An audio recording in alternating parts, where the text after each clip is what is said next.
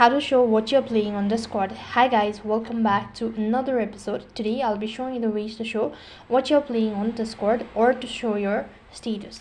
Open up your Discord, check your internet connection as well. Once logged in, it's going to take you to the home page, and this is basically how the interface is going to look like.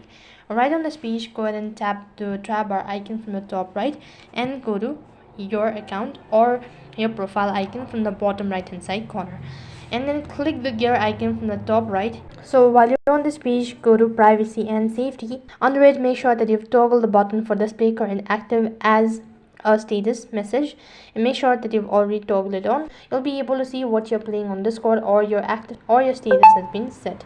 And similarly, if you want to customize your status, you can go ahead and tap the profile name from the top, and after that you can go ahead and select invisible. Once you've done that, you can go ahead and tap on add status. After that, you can type in what you're actually playing, and then you can select the status duration as well, and that's basically how you can show what you're playing on Discord. That is all for this video. I hope the video was helpful. If it did really help you, make sure to like, share and subscribe to our channel. Thank you for watching. See you in the next video.